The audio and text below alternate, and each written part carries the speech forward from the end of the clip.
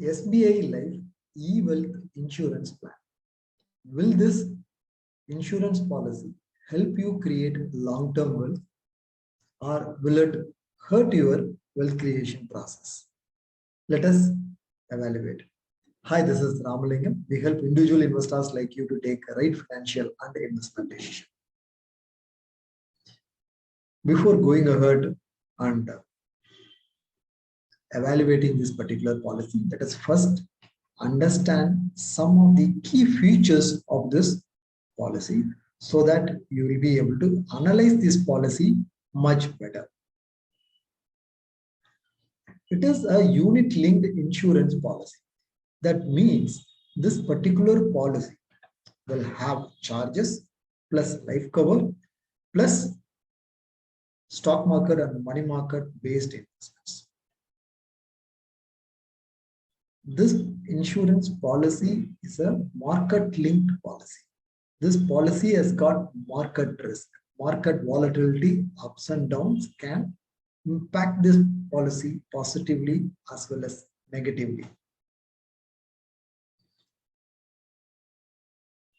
In this particular SBI Life eWealth insurance policy, they are giving you 2 asset allocation strategies to choose. If you choose that strategy, then how much money to be invested in equity, how much money to be invested in debt, in equity, how much allocation, in debt, which allocation, which fund, all those things, the insurance company itself will take care.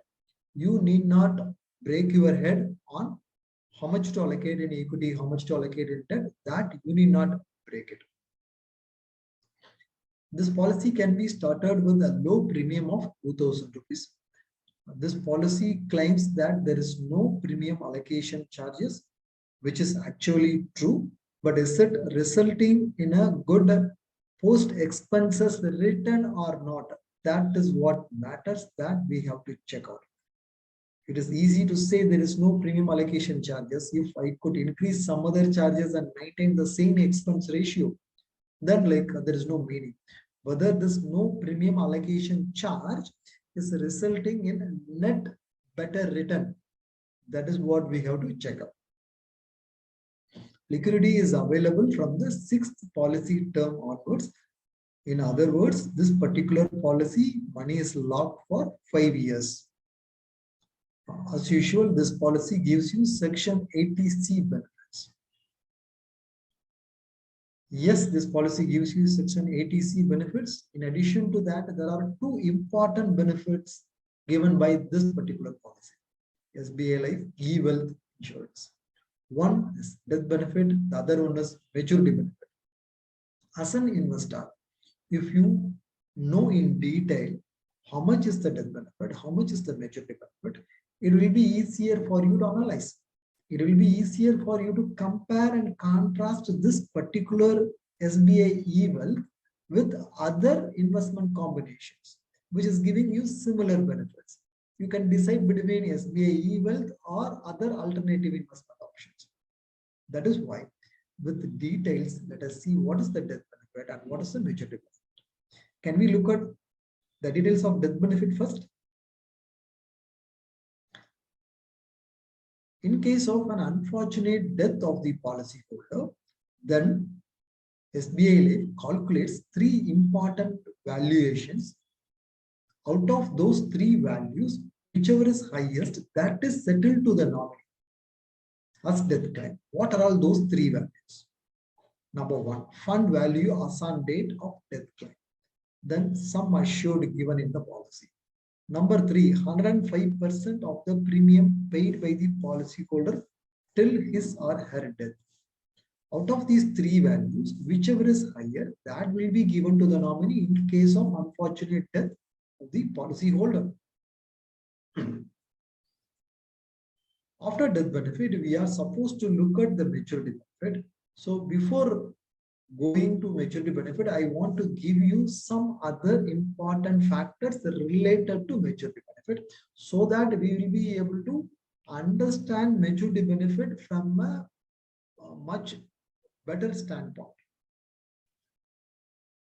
When I was discussing with you the features of this policy, I told you this policy has got automatic asset allocation, right?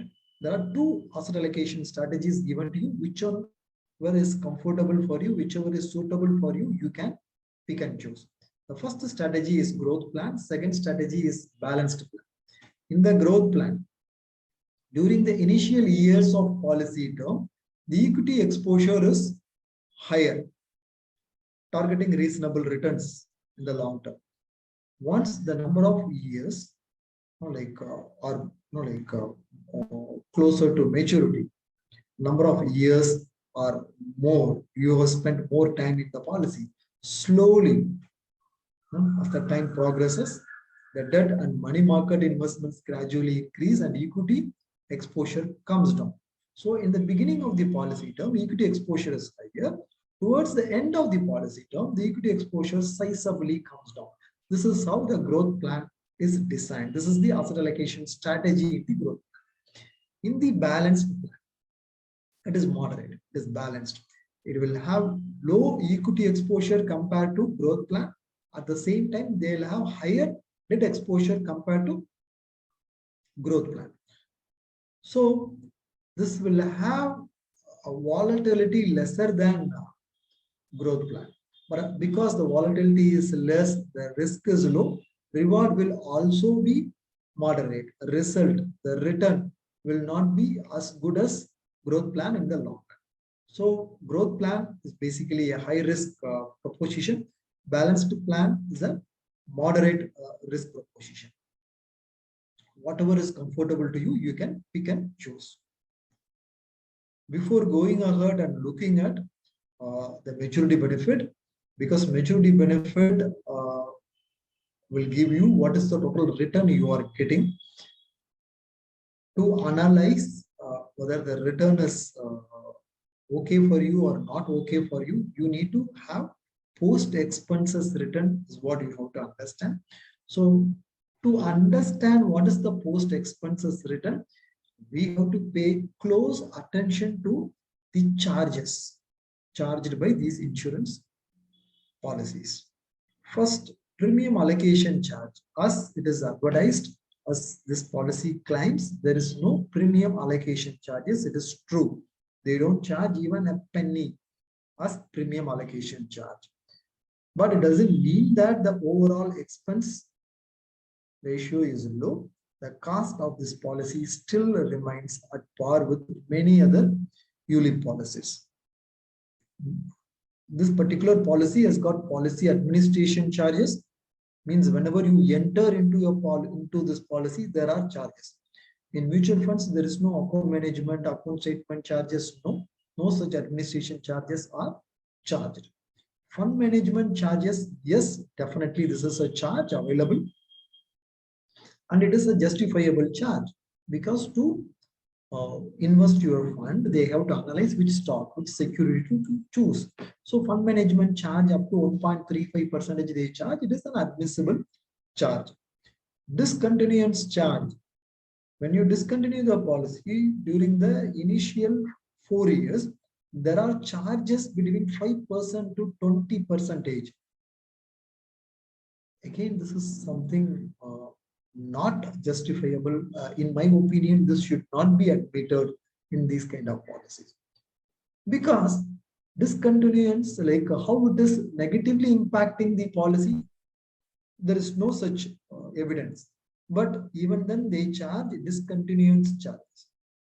If you are committing a 5-year SIP in mutual fund and you have paid only for 2 years, there are 3 more years. Now you stop your SIP, you discontinue your SIP. No mutual fund charges any discontinuance charges. Not even a single penny is charged. But most of the ULIPs charge this discontinuance charges. So this is where the charges are much higher in ULIPs compared to mutual funds. Then partial withdrawal charges. Even when you want to withdraw partially, there are some charges attached to it. Whereas in mutual funds, there is no such charge. There is an exit load of only 1%. That too, if you are withdrawing before 1 year, just to encourage only long-term investors to be in equity funds, they charge you that. even like that is not charged if you withdraw after 1 year. So that way, partial withdrawal charge is not there in mutual funds. Mortality charges, to provide you life cover, there are mortality charges that is attached to you. Mortality charges and fund management charges are acceptable. A premium allocation charge is not there. The three charges, policy administration charge, discontinuance charge, partial withdrawal charge, are definitely not admissible charges. This will negatively impact the overall return given by this particular policy. So to understand what kind of return on investment this policy is giving you, we have to understand the maturity benefit.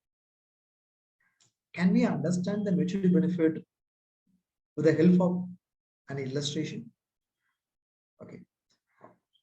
Someone at the age of 28 is taking this policy for 30 years with a premium paying term of 30 years, 1 lakh premium paid for 30 years, and the sum assured 10 lakhs.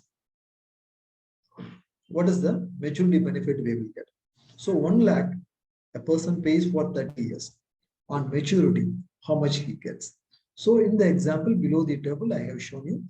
This is basically the example given by SBI Life in it from their official website. In a worst case scenario, when they generate gross return of 4%, even after paying premium of 1 lakh for 30 years, 30 lakhs, it works out to 45 lakhs as the maturity value. In a best case scenario, it works out to 91 lakhs. Okay, I'm paying 45 lakhs, but I'm paying 30 lakhs and I'm getting 45 lakhs to 90 lakhs. So this looks like a good investment proposal. Is that your thought process? Do you think is this a good return? Let us find the details by doing a simple XIRR calculation. In a worst case scenario of gross 4% return, because of the expenses, post expenses, it works out to 2.54% return. In a worst case scenario, this delivers lower than your savings account rate interest. In a best case scenario, it gives you only 6.48% return. 6.48% means best case they generate 8%. Post expenses, it works out to 6.48%, which is definitely a lower return. Even after taking a risk, it is delivering you such a poor return, 2.54% to 6.48% return. Is this 6.48% a best case scenario return? Is it a good return? Even after taking risk, is it a good, decent risk premium return? Will this 6.48% return help you beat inflation?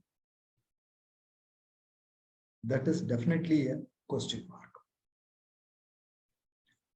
What we can do now is we will try to create similar benefits with other investment combinations. Let us see how it works out. First, let me take a simple combination of term insurance plus PPF. This SBI ewealth, in the example, we have assumed that it is giving us 10 lakhs life cover. From the 1 lakh premium, I'm taking some amount. Instead of paying that money to SBI ewealth, I am taking a pure term insurance policy for 1 crore. Please note, I am taking a cover of 10 times higher than what is given in SBI Life ewealth example. 1 crore. Balance money I am investing in PPF. This combination, term insurance premium plus PPF investment, it gives the net return of 6.62% return, which is slightly better or almost equivalent to PPF SBI Life ewealth return. So SBI ewealth, even in a best case scenario, it gives you only 6.48. PPF gives you 6.62% return. PPF is a government scheme and it gives an assured return of 7.1%. Though it gives you 7.1%, as I am adjusting the term insurance premium, PPF plus term insurance premium combination internal rate of return is only 6.62% return. So it gives you 10 times additional life cover and also marginally higher return, and it brings like a huge amount of safety to your portfolio. It reduces the risk size of it. One side it reduces the risk, other side increased life cover and also marginally increased return. This is what a term insurance plus PPF combination can bring when compared to SBI Life ewealth insurance policy. Okay, now let us compare SBI Life ewealth insurance plan with term insurance plus mutual fund ELSS combination. SBI Life ewealth is a unit linked, market linked, stock market volatility ups and down based policy. So let us take another stock market linked volatility based investment product, which is mutual fund. It can be a diversified equity fund if you are particular about Section 80C tax saving benefit. In that case, then you can go for mutual fund ELSS. So equity fund plus term insurance combination, what kind of return it can give compared to SBI Life ewealth? Same way we are doing here also. Instead of paying 1 lakh premium to SBI Life ewealth, take a portion of that and pay term insurance premium for 1 crore. You are taking 10 times higher cover. Okay, after paying the term insurance premium, whatever the balance money is left, that you are investing in equity funds. What kind of return it brings in the long term? It brings 10.33% internal rate of return. Term insurance plus ELSS mutual fund as a combination has got the potential to give you 10.33% return, which is much higher than the best case scenario return of SBI Life ewealth, which is just a 6.48% return. 10.33% is definitely a risk premium return, can help you beat inflation, can be considered as a decent long-term return. Because SBI Life has got lot of disadvantages like the charges and lesser liquidity, lock-in period, and so it is also providing you poor risk premium return. It gives you lesser than risk-free return. It is not helping you beat inflation. In worst case scenario, SBI Life ewealth insurance plan can end up giving you less than your savings account interest. Then this cannot be considered as a good long-term return. Because of these reasons, it is better to avoid SBI Life ewealth insurance plan. We have done an in-depth research about this particular policy. That in-depth research is available below this video in the description box. I have uploaded that in-depth research as a blog post. You can click the link and read the article. That will give you in-depth analysis on this particular policy. So if you are really a conservative investor, then in that case, I would strongly suggest you to go for term insurance plan plus PPF investment. If you are not comfortable taking risk, you can go for this combination. Or if you are comfortable taking risk, you are a risk-taking aggressive investor, in that case, then you can go for term insurance plus equity mutual fund or ELSS mutual fund combination. These options can be a much better option compared to SBI ewealth insurance plan. Hope you like this video. If you want to set up a call with our certified financial planners, discuss about this particular insurance policy or any other investment proposal or achieving your financial goals, feel free to book a free appointment with our certified financial planners. To book the free appointment, I have given you one more link below this video. You can click that link and book an initial consultation, complimentary consultation with our certified financial planners. We also organize regular insightful investment webinars. Every time we call a new market expert and ask them to give a session on wealth management strategies, achieving financial goals, long-term wealth creation tips. So our investors have learned a lot of wealth management techniques and strategies that help them create long-term wealth. So you can also definitely discover good strategies if you participate in those webinars. I can give you one more link in the description of this video. You can click that link and leave your name and email ID. We will share the invite for the next upcoming webinar. You can participate in our webinar this month itself. Please leave your name and email ID. I'll see you in the next video. Bye.